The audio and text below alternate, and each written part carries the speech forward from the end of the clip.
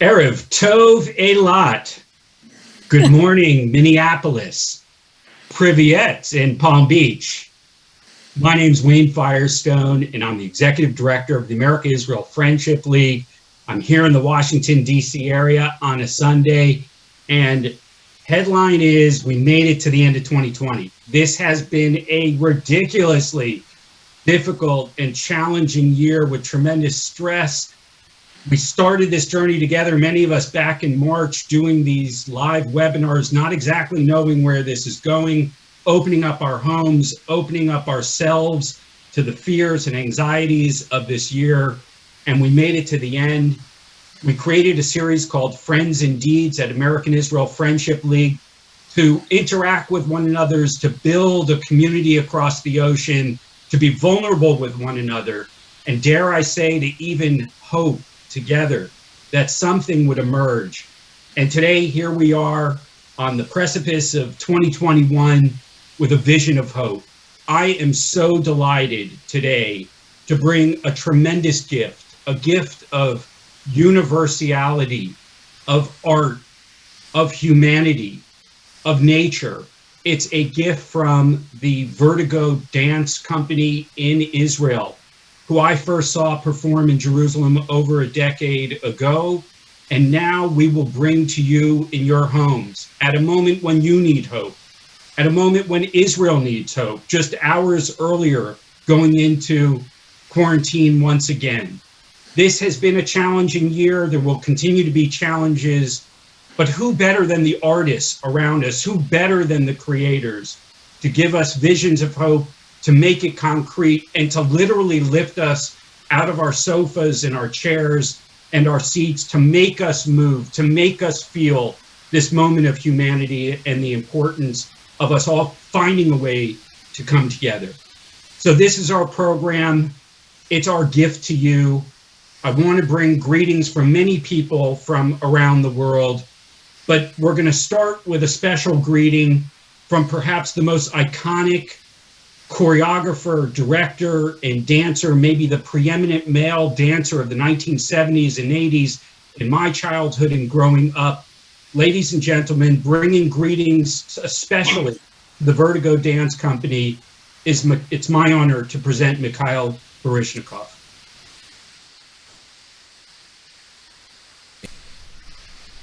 Hello everyone, and Shalom Aleichem. I'm sorry I can't participate directly in the webinar, but I am so happy to say a few words in support of Vertigo. Vertigo came to our center in New York 2 years ago and truly stunned audience with their passion, their originality, and sincerity of purpose. I was completely overwhelmed by it.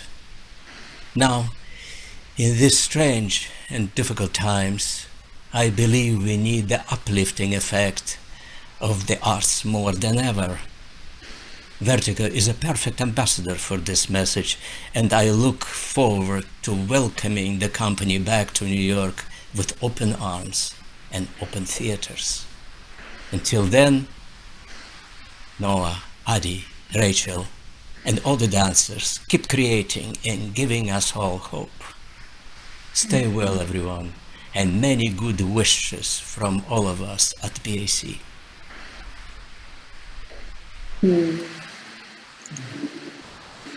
Noah Wertheim, that is quite a heartfelt introduction to you and to your colleagues. We're going to begin. We're going to have this wonderful opportunity to have you in discussion with your colleague, Joan Finkelstein in New York momentarily. And we're going to learn more about this remarkable company that you are the co-founder of, an artistic director. We'd like to start, though, with your art, with your artwork, with something that you created that perhaps wasn't first conceived during a pandemic, but it certainly feels like it is something that was given to us for this very moment. The name of your piece is Birth of the Phoenix, and this will be our first installment, our true gift to this audience. Could you please introduce and share with us just a little bit of an introduction about what we're going to see in this piece, Birth of the Phoenix, and then we'll hear more about the company itself. Thank you, Wayne, for inviting us. And I am very excited to be with everybody here today. Yeah, the Birth of the Phoenix was a very interesting moment in my career as a choreographer. It was 16 years ago that I couldn't go anymore into the black box. I had to do a creation that is taking place outdoors in the nature. I wanted to stop having this feeling of I put the light, I put the costume, I put the music, everything like we are creating a whole small world in the black box. And I wanted to have like a sharing common place that the real art will be the nature. So the nature is our decor, is our scenography out there. And I created a piece in a geodesic dome, and it performed also in New York and all over the world, more than I think 1,000 times in the last 16 years. But now what we will see is a very special moment, because when we were getting this COVID-19 first lockdown, shocked by the situation, we always in Vertigo say, okay, what cannot happen, what we don't have is obvious. But then breathe a minute and think, what can we do? Yes, what do we still have? And then Adi, my partner and colleague, said, you know what? Imagine the most incredible place. Nobody's in the streets, everything is locked. Maybe we can put like an icon, Birth of the Phoenix, for example, in the old city in Jerusalem, somewhere that never you'll have a chance to do, like in Jaffa Gate, in the middle of this, between the old city and the new. And we went to the municipality in Jerusalem and they did agree, they were incredible. And we did a special event there, some segments that you will see now. I'm talking there a bit and showing this legend creation that actually gave me a present, because I went outdoors, because I wanted to say, we have to change our behavior. We have to look, experience, and see the nature that gives us everything, gives us food, nourishing us. We cannot live. We are part of nature. We are part of this larger picture that we don't understand completely. And this specific creation wants to give nature the new focus in the community, sitting in a circle. Normally when we have audience, you'll see it will be without audience, just many kind of people crossing by. But it was this thing, and I felt that this creation gave me back the present. I gave the nature, and when everybody was locked, we performed with the Birth of the Phoenix in many, many variants. So yes, please, let's enjoy together.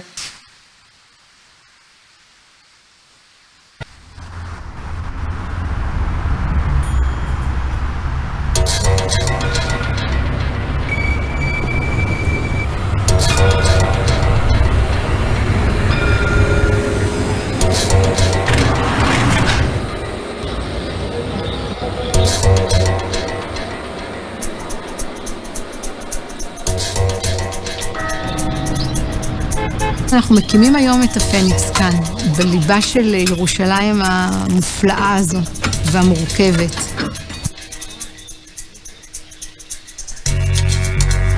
אני שומעת את המוזיקה. רק אמרתי שהאנרגיה בירושלים. ורטיגו נולדה בירושלים לפני 27 שנים. יצירה לידת הפניקס קרתה כאן, בירושלים.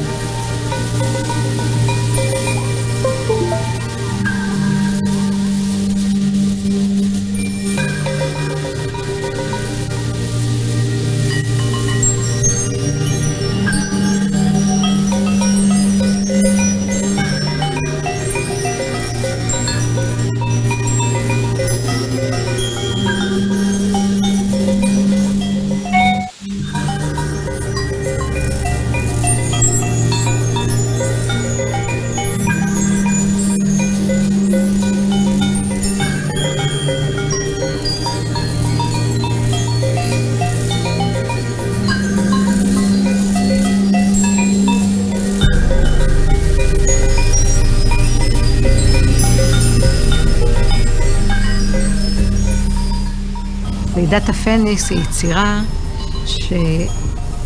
שהבנתי שאני לא יכולה יותר להיכנס לחלל הזה שקוראים לו תיאטרון, לבלק בוקס. אני עוד לא ראיתי תפאורה שיכולה להיראות כמו הטבע. שהטבע הוא הנוף שלי, והוא האוויר, והוא התאורה שלנו.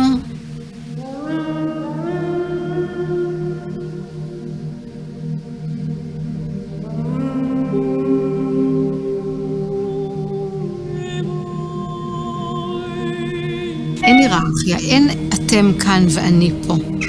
אין צופה ונצפה, הקהל יושב איתך. זה כמו לחזור ולחוות חוויה שהיא בעצם שבטית. אנחנו באים לעשות טקס משותף של באמת ממקום של הוויה וחוויה משותפת, אנרגטית, של חזרה לאדמה, לטבע, ומאפר באת לאפר תשוב, לצאת מהאדמה ולחזור.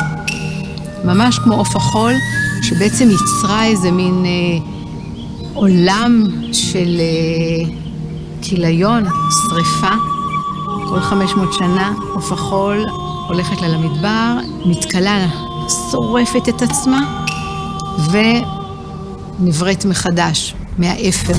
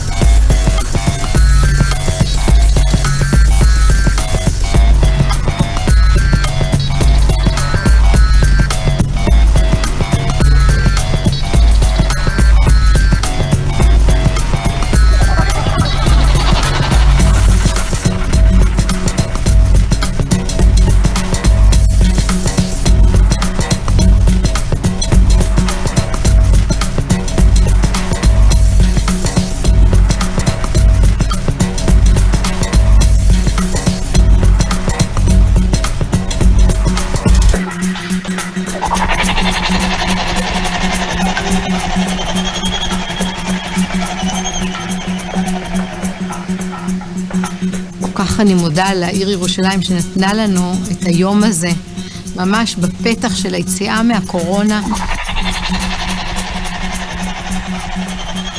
ואחד הדברים המיוחדים של התקופה הזו, שכמו גורמים לנו להתחיל את עצמנו מחדש. כל העולם באותה מצוקה, באותו שבר, באותו מקום, באותו רגע. אני חושבת שהפסקנו לבחור, שהעידן המודרני והמטריקס הוא בעצם סוחף אותנו. אנחנו לא חייבים. בואו נבחר מחדש. זה מין רגע קסום של באמת אפשר שוב להתחיל כרגע, כאן ועכשיו, כולנו מחדש.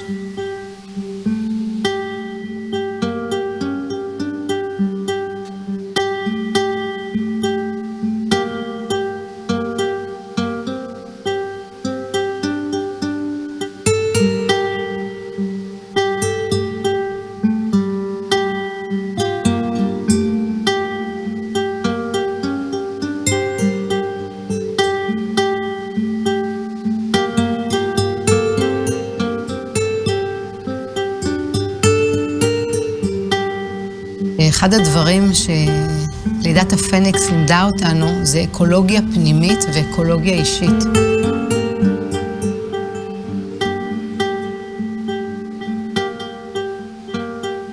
איך אנחנו כאנוש מסוגלים לקחת משאב טבע ופשוט כמו, הייתי אומרת, בחזירות אינסופית, לקחת,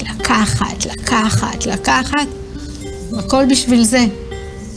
מה זה כסף? אנחנו לא נקברים איתו, והוא לא כמו הפניקס, הוא לא יקום לתחייה איתנו.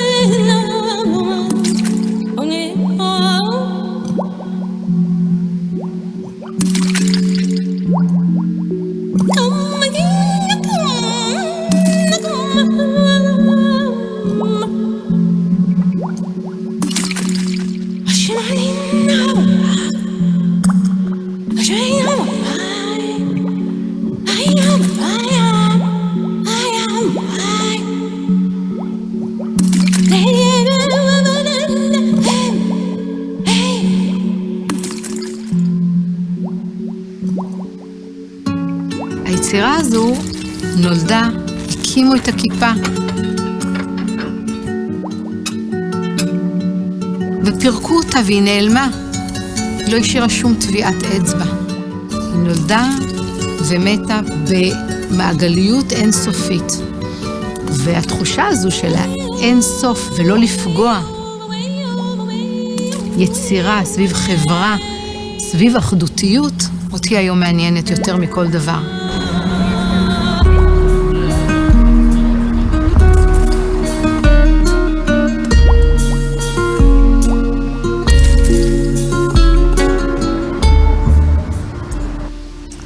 אחד הדברים הקסומים שאני יכולה להגיד שאנחנו חידשנו בעשור האחרון, אחרי שהפניקס נכנס לתודעת אקולוגיה, זה בעצם לחיות בצורה אקולוגית ולבנות בצורה אקולוגית, ואנחנו בונים מהאדמה, ואנחנו מייצרים באמת צורת חיים שבטית של קבוצת אנשים שחיים והוגים יחד ותומכים אחד בשני.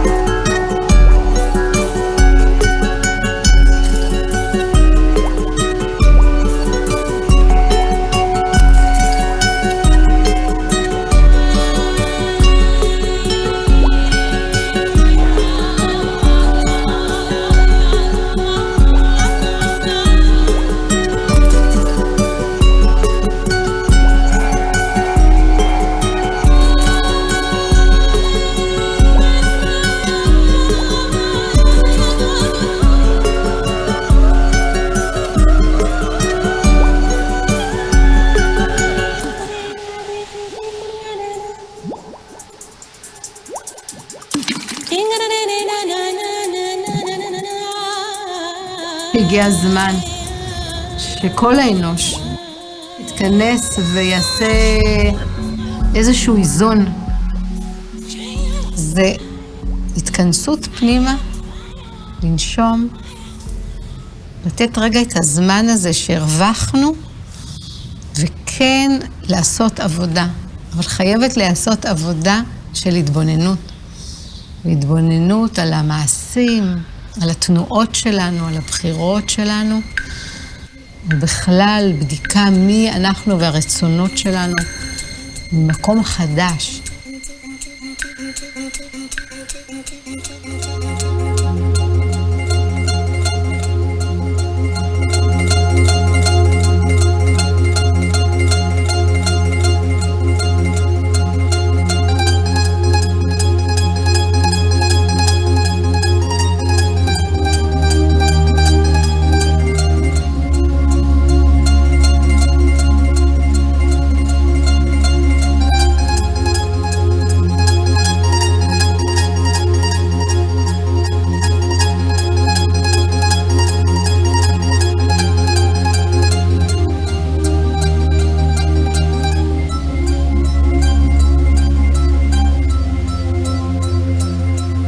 אני חושבת שזה רגע באמת לעמוד פה ולהיות בהודיה מול ההיסטוריה לראות מה קורה לנו הרגע הזה, לחזור בעצם לנוכחות מלאה, לירושלים, לשלם הזה. אם נבין באמת לעומק שאנחנו אורגניזם אחד, יש לנו את אותו גוף, את אותה מחשבה, את אותו רגש, את אותם אזורי יופי, כאב, אנושי. הלוואי שנצליח להיות באמת שלמים מבפנים ואחדותיים יותר.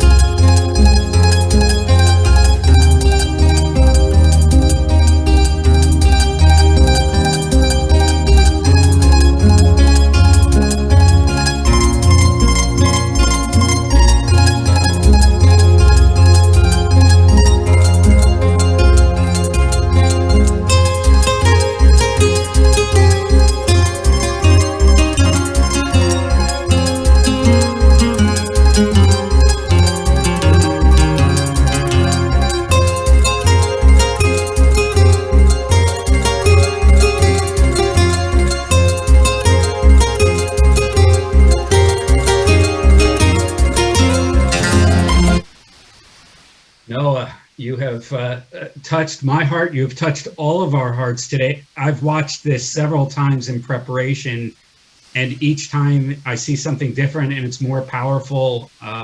And this won't be the last time that people get to see this. So we'll save that little gift for the end. We were very uncertain what to share at the end of this year. And we had multiple conversations with our friends at the Office of Cultural Affairs, at the Consul General of Israel in New York, in particular with Booni Cohavi, the Consul for Cultural Affairs, and Renee Schreiber, the Director of Performing Arts and Music. Months ago, we said, how do you end a year like this? And they said, we think we know exactly who and what could work for this. Do you know about Vertigo? And that conversation and those series of conversations about what is the message that we want to bring from Israel, from Jerusalem, at this challenging time, we left in your hands. So before we begin to unpack a little bit what we just saw, which was so powerful and so meaningful during this transition of the secular year, can you share a little bit about where you live and how this was birthed, where this comes from? Because it is in itself deserving of its own time to reflect on. But a piece like this is not merely something that is performed, it is really birthed. and you and Adi have created something very special, we know. And could you introduce, we're going to share just a few moments of visual images from that, but perhaps you could introduce that before we move into the discussion. Yes, actually the company exists 28 years, I think, and started duets with me and Adi.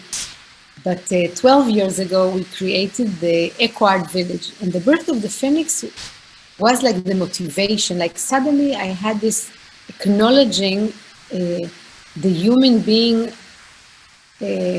footprint that we are doing in the on our own facility, if I can say so. And then we said no, so let's change completely the way how we live. And I had 3 little boys, and I had to deal with life and the career, a choreographer running all over the world. And I said, okay, again, the question of choice.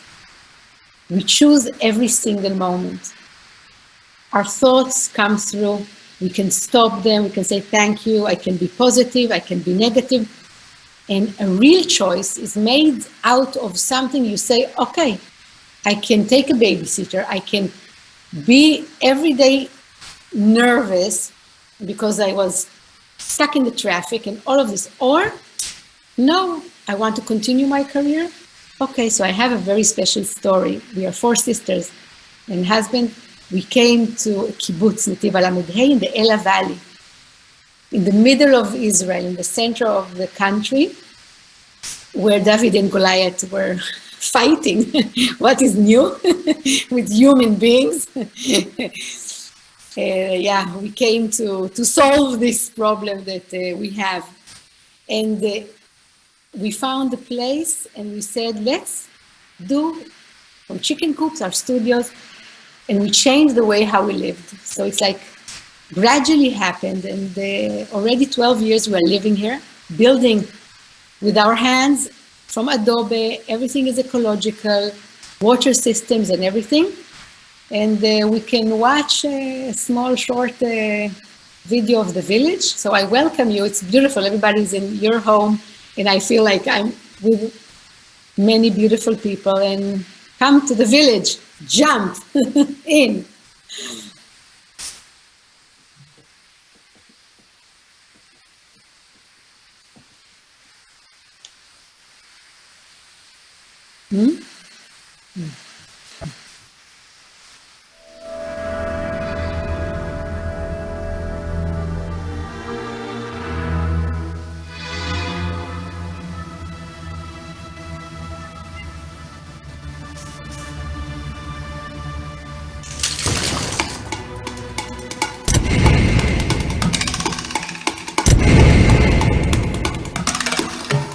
Step by step, unlimited, movement, roots, ancient, land, evolving, motionless, educate, flourish, sustain, inspire, embrace, touch, humble, and serve. Art, human, nature.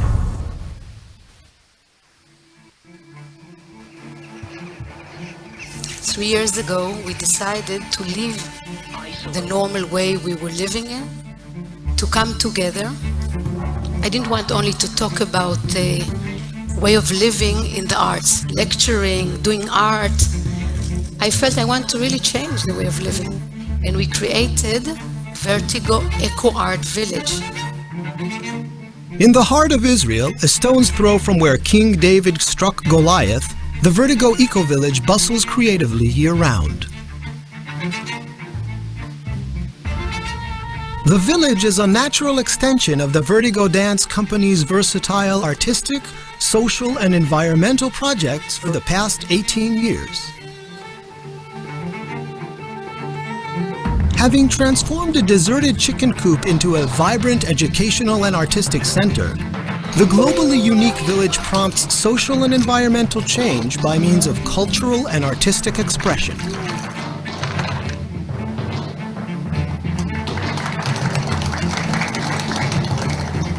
I have learned to not ask, what do I want?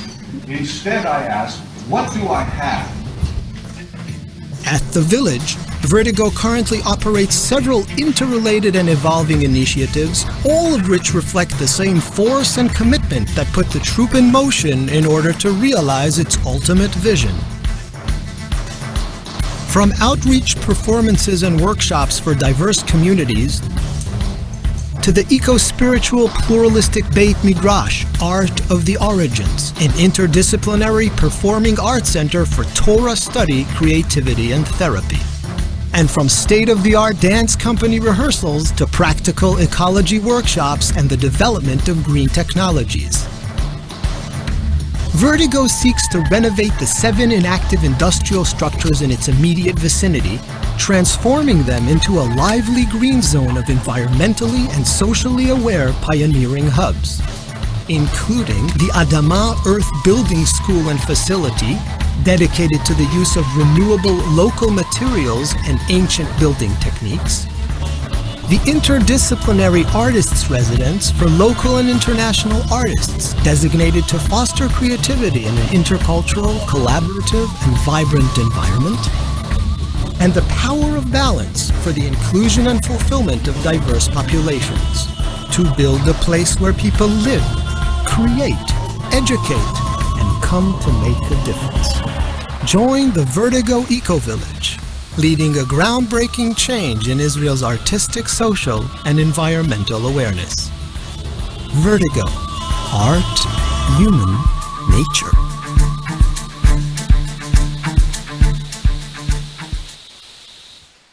Noah, thank you for sharing a little bit about what you get to see every day. We're joined now by Joan Finkelstein, who is the executive director of the Harkness Foundation for Dance in New York. Joan is joining us from Woodstock, New York, and she's seen a lot of world-class dance over her career. Joan, please share this wonderful troupe with us, and we'll be listening into your conversation to learn more. Thank you so much, Wayne. Noah, every single time I see the dancers do Phoenix and everything else that I've seen the company done, I'm blown away all over again by the intensity, by the risk that they take, by the way they mutually support each other, by the visceral nature of the work. I thought it would be a good idea to just let the audience know when we met, which was over 20 years ago now. And it was my first trip to Israel. At that time, I was the director of dance for the 92nd Street Y, and we ran an annual performance festival. And as a presenter, the consulate invited me to what was then called Curtain Up, and now is called the International Exposure at Suzanne Dalal Center. And it was there that I first saw the company. Israeli dance, of course, in general, I was overwhelmed by in the nature of the intensity of it, the life and death quality, actually, of the way choreographers were approaching their work. There was nothing frivolous there, nothing frivolous in Israel. And Vertigo and you and Adi were the epitome of that.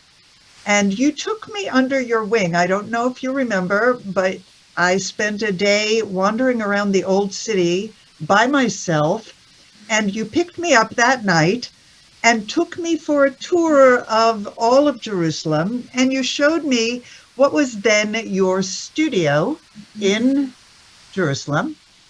And I invited you the following year to our festival and presented you in your New York City debut in a version of Tristan Zara's Gas Heart, an absurdist play, which you incredibly inventively set for dance and voice and spoken word. So much has changed since then. Oh my.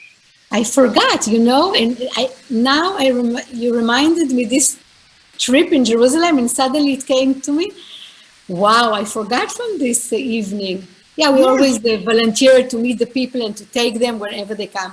Everybody's invited. Whenever you come to Israel, and we are over this special learning time we are in, to come to the village. It's open and really to meet us. So I just Well, the village Thank didn't you. exist when we first met.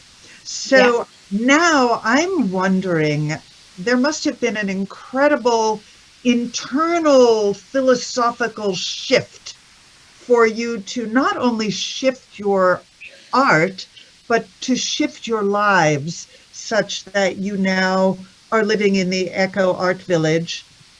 And I'm wondering, what came first, the art or the changes in your living situation, or did they happen concomitantly?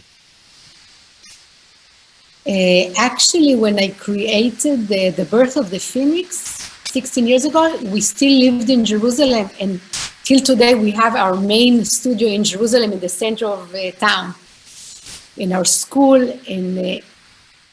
And it's interesting because when we created 12 years ago the Echo Art Village, many people were worried. They said, she will stop doing modern art and it won't be artistic. It will be like a very hippie place and she will leave. And I said, don't worry. I really love the formation of movement. I never related myself into a style. I created my own style together with the dancers. I was researching all my life, really through the elements. For example, in the Phoenix, I researched the 4 elements, the air, energy, the fire that is like really, and the water that is floating inside, and the earth that is more condensed. I'm dealing a lot with the condensity of earth because it's the strongest relation for me with the human ego. So I connect the materialistic nature together with how we are built, because we are part of nature. Only we have this problem that we have this knowledge, because Adam and Eve, they had a moment, and because they had this temptation, and because of the temptation, they ate the apple. And the first scene, it's incredible, because when I work on many creations, and Lila, I worked on it, the real first scene in the Jewish Kabbalah and Zohar that I really like to study, it was not, okay, I was with the temptation. Yeah, I had my will, I had my desires. No, it was Adam, when God, as a symbol, said, why did you do it? So he turned and he said, it's because of her. It's the blaming. It's our blaming. And it's half a joke, but it's also very deep if we really go into this area of choice and why I did an action, and if I take responsibility. And one of my biggest questions in my life since I'm a child, growing up in a religious family, and I'm not practicing, but I'm really dealing with the philosophy of the Judaism for all of my life, and all of this depth is, I'm trying to research through the body, this soul and thoughts and philosophy of really what is this thing called human being, and thoughts and feelings and guts, and are we really choosing, and what can we choose? And in this case, the blaming, like I said before, is very interesting, because taking responsibility is, as we say in Hebrew, tikkun. And for me, we came here to the world, I don't know what is the real reason. Maybe one day I will know. My soul, my spirit will know. But here is a human being connecting soul and physical body. I do think I have to find this tikkun. For me, like tikkun olam, and our personally, I can do it only for myself. And then, like effect parpar, like the butterfly effect. Maybe in English you have an expression. So for me, this is very, very important to really impose the work from within, and then choose and try to act. Yeah, it's very interesting that your philosophy, the way your philosophy has evolved with this kind of holism, this interconnectedness that you're talking about, the butterfly effect, and this earth, fire, air, water, the density of the earth and its relationship with the ego, and getting out of the ego and into mutual kind of collectivist support, that it bears a certain resemblance to other holistic philosophies, such as the Native American holism, which sees the human being and the earth and nature as all interconnected, such as Ubuntu in the Bantu religion from Africa, which sees again this cycle of past, present, future, interconnectedness of all things. It's so interesting to me that you have come to this, and I see symbols of this in the artwork, and I'm wondering, how this philosophy expresses itself in the art. The Phoenix, which you made in 2004, and then also 1, 1, and 1, which is more recent, use the earth on the stage, actually, so that the dancers are in it and covered with it. There's no separation between the dancer and the earth. And you use the circle and this feeling of a tribe or family. Can you speak about how this philosophy is expressing itself in the art and also in your interactions within your company? Yeah, first, thanks so much, Joan. Your observations are like focusing, so beautiful. Yeah, it made me think that, like you said, in all of the origins, we have the thought that we are one. Shema Yisrael Adonai Eloheinu Adonai Echad. Echad is oneness. Anochi, the oneness, we have it in all probably religions. And like in the spirit, we are one, but in the formation of existence as human being in this world, we are separate. And I researched in 1, 1, and 1, the creation I did, and was nominated maybe to win in the they didn't, but I was nominated in New York. And this is what Mikhail Baryshnikov brought you back also. And Baryshnikov brought me with this to the beautiful theater, and I love so much Baryshnikov, that is a very close friend and incredible, inspirational personality, incredible. But the oneness in 1-1 is from Yom Kippur prayers. And it's like in the end of the day, the priest would say 1, 1, 1. And for me, it's whole because it's one, but it's also, you can divide. So it's, if you split the one, you'll have to, you split. So it's endless. Like the minus and the plus are endless. And we have to find this oneness and the separation. And the real separation in 1-1, I put the earth in one line. And then I said, I cannot relate myself without the other. So I need you to reflect. And we need each other in order to reflect. But the human ego got a bit mixed up. And instead of only reflecting our system as acknowledging with our toda'ah, it's a da'at, toda'ah, our toda'ah is awareness. It's only a reflection, the awareness took place, and what I think it did, he felt that this is me. And then all the relationship and our mirroring of each other became very, very separated. Very, very separated. So it's you and it's me, and this is mine and this is yours. And then we live in hell, but it's a choice. We live in hell because of this נפילה של לוציפר, it's like a philosophy of the falling of Lucifer. In many philosophies it's existing, in the Greek and everywhere, and in our, for sure, Judaism, that we went out of the holy place. And yes, this one is, I'm busy with that a lot. And what was your other question? I lost you after the holiness, and I went there.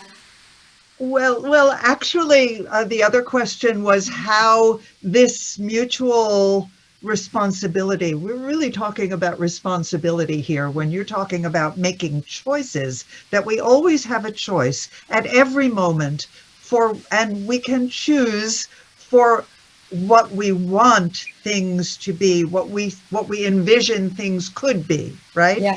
So how does this impact the way you and your company relate to each other in the making of the artwork? Because I see an investment in the dancers that they're not just doing steps that you give them. There's more investment than that. Yeah. When I see them, when I see them dancing, it's not that they're just doing movement. They're doing actions that every action has a meaning. Every single action has something that it means to them and personally. So I'm interested in how these interactions have evolved over the years. So I can answer you. It reminds me that just yesterday I read something. In the Phoenix, I explored the 4 elements, as I said beforehand, and I took, like, example, each one of you now can sit at home and say, what am I? I'm more airy, just even move in your chair. Nobody sees you, only me.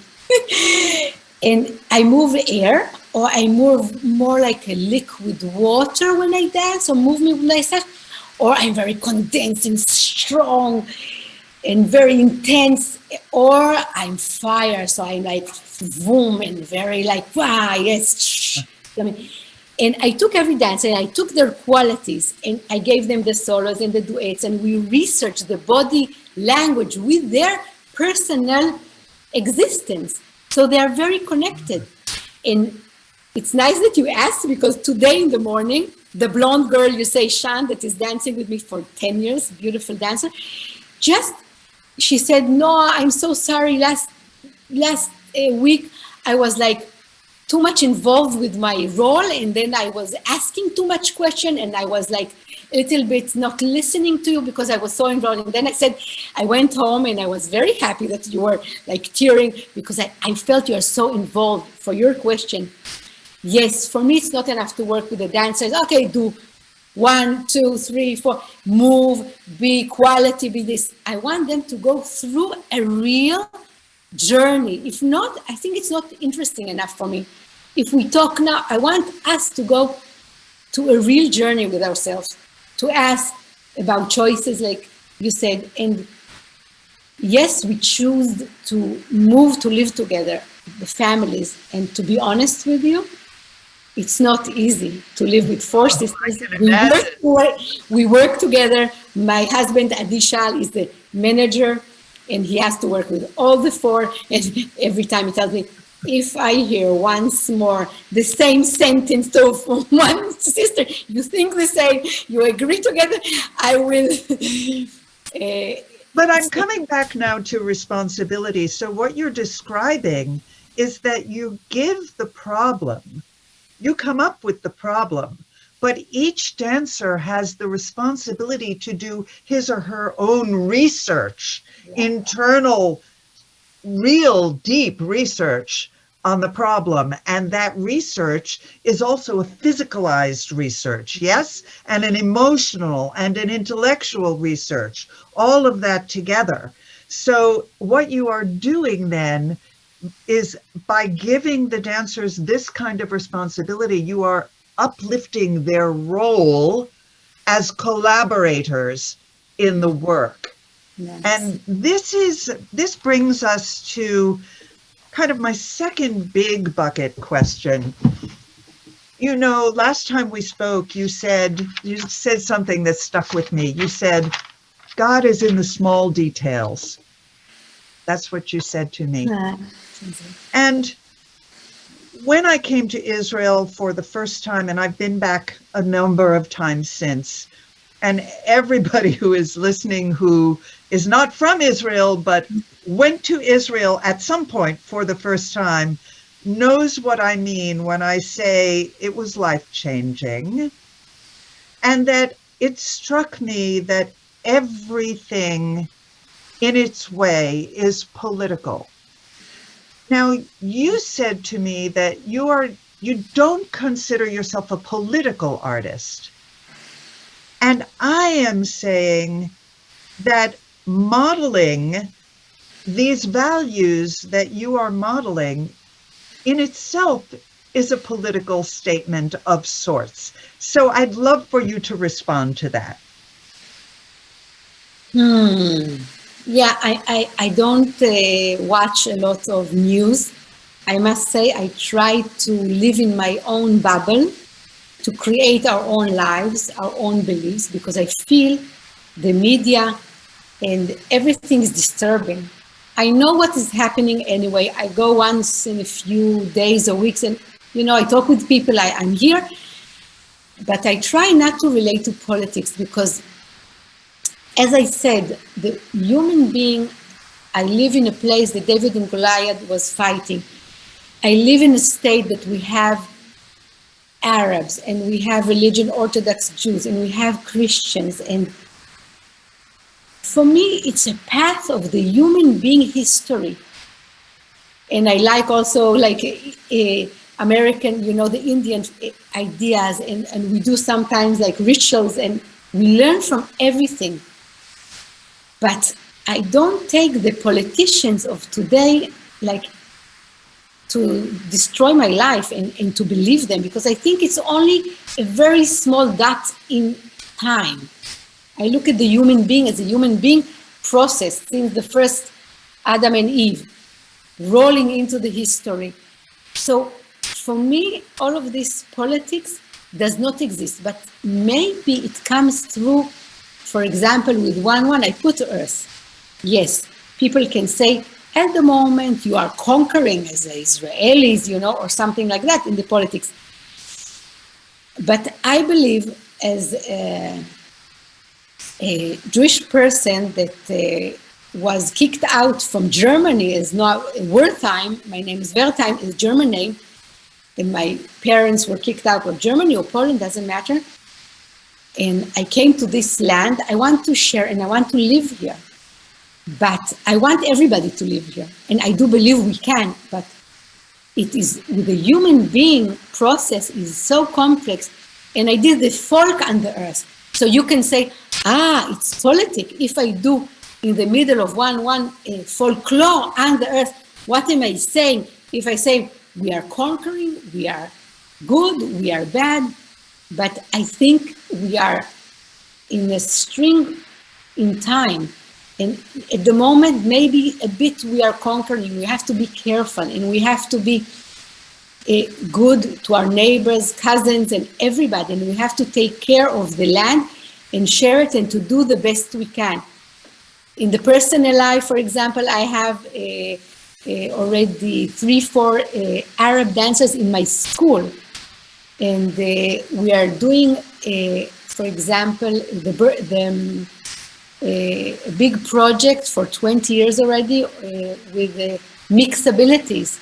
We just had a premiere. I hope we will arrive with this to the United States. It's such an important piece. So for me, I think the communication, if it is today with our, you can say enemies or dialogue that is not so easy at the moment, I celebrate, and the flavor of the music is very Middle East, it's very influenced by the Arab culture. And I like the authenticity and the warmth of the Arab culture. So I'm more connecting the human being. I support and think this way. Yes, we have problems everywhere. And in a certain time in life, in a certain land, yes, we have a little bit of struggle. But if we would do a real work, things could be better. This is my politic I will end with something that you said to me the last time we spoke, which I thought was truly incredible. First of all, you said the land belongs to itself. It doesn't belong to human beings. And you also said, we have to go to the next level of human being. We need to wage a mental and spiritual war to change ourselves. Mm-hmm. And with that, I think I'll hand it back to Wayne. Thanks you so much. What a beautiful thought. Noah, that before we sort of wrap up and talk about how people can continue to enjoy and explore what Vertigo continues to create. I know you told us you were creating this morning before the lockdown even started. You haven't stopped with the wonderful productions, and we're all looking forward to seeing you in New York and in Jerusalem and all the places that you will travel to, God willing, in a short time when it's safe. Tell us just briefly about, we had a question from one of the viewers, Pam, about your own origins in dance. Before you formed the company of Vertigo, what were your roots in dance and movement that seem so unique and have built into something so beautiful? Actually, I danced very little when I was young and in my childhood in city Netanya, next to the beach. And then I stopped dancing because I went to a period that I was super religious, Orthodox kind. And then after the service of the army, I just started dancing when I was 21 years old. So it's kind of late. And then I thought to be a teacher, and I learned at the Jerusalem Academy for 3 years. And somehow I met Adi, and we did this duet, Vertigo. We fell in love, and we called it Vertigo because Adi was in the Israeli Air Force, and he was a pilot for 2-3 years. And vertigo is an expression that the pilot, you lose your sensation and we did this naive duet Vertigo, and we started exploring our language. And then my sister joined, and she was in the Israeli ballet, very technical. And then she started to be the ballet teacher in our little small company. And then we just continued, and it was successful, and it continued and continued. And then we did these huge projects with mixed abilities. And we have a branch that another sister is holding this, and Chai Cohen that is in a wheelchair. And then in the village it grew, but the language itself, I think I have a memory. Maybe I was a small Japanese in the last life, previous life, because I feel I understand something in the center of my body, and I work from within. So I work from my center as a language, from the center into the movement, and not from the formations. And maybe because I didn't dance so much, nobody ruined my intuition. Sometimes we have to stay pure and to believe our intuition and our pure movement, and not, you can learn a lot, and then you have to remember what is your own. So this is my path in research nature, the gravity. I relate a lot to gravity and to fall. I use natural movement, so I fall into gravity and go catch. So I'm playing with God actually, and with nature, elements, gravity. I don't invent. I just use the incredible dancer. I work with them so many years, and beautiful sister that is helping me all my life. This philosophy of gravity as sort of a core element of initiator, in a way, of the movement is really evident in how grounded your dancers are. Well, Noah and Joan, you let us eavesdrop on a conversation today about two friends and colleagues who are physically separated, obviously, who are looking forward to reunion, I know. But we go on living in this period, and we find ways to lift each other up. And Noah, as you were describing your sisters and Adi and the family ethos that you've brought to this amazing company, in addition to your own talents. I can't read all the comments that are in the chat, but we'll send them after because some of them are just phenomenal. But there's one that I just want to mention from Judy, who's in Northwest Indiana, and mentions that she's watching this program, Yachad, together with her daughter who's in Tel Aviv. Yeah. And so, you know, this has been hard on everyone this year. But again, true to the metaphor and the creation of the Phoenix that you've built for us, you're helping lift people up with this production. You're people of all abilities and people from all around the world, and that's really a tribute and indeed a great present. You know, when we started this, you know, we're a small nonprofit and just a few people in Israel and a few people in the United States. We didn't know actually what tools we had or what resources we had. And so, like David, we decided to work with what we had. And we sent for weeks packages of Bamba to frontline EMT workers that were serving in hospitals. And we watched the smiles underneath their masks because they recognized that a small little chutzpahdik country that created goodwill and created hope could do that in lots of different forms. And when you're confronting a Goliath like Corona, you can't just turn over Bamba. Sometimes you need a slingshot. And so we're prepared with the slingshot that we had. We're prepared with the love that you brought.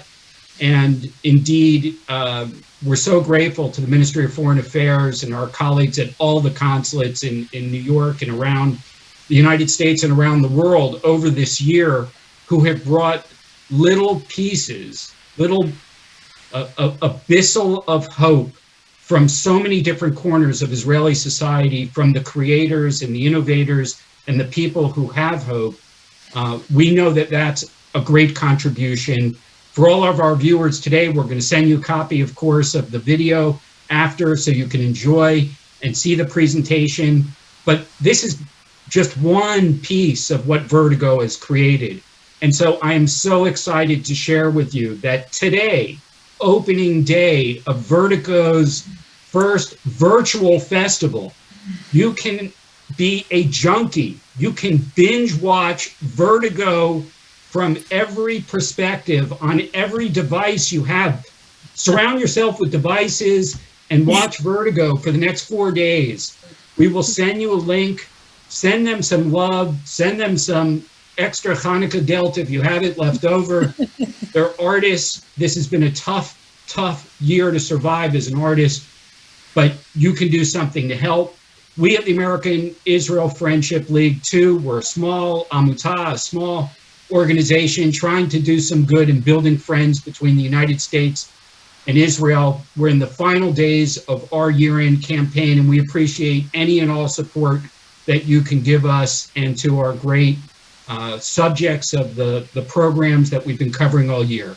We will be back twice a week. We have met these remarkable people in the United States and Israel. We have grown our audience from a local audience to a national audience to an international audience. Our friend Carlo in Kuwait, who calls in diligently each time, puts a smile on our face. Our friends, whether they're in New York or Baltimore or Philadelphia or South Florida or wherever you've been, we appreciate your being our friends and continuing to build during this most difficult year. We have hope, and 2021 we hope will be a great year. Thanks for being our friend. Goodbye, everybody, and have a great 2021. Thank you. Thank you so much for inviting us. Thank you for allowing me to speak with such a visionary. Thank you, John. Helping so Shalom. beautiful.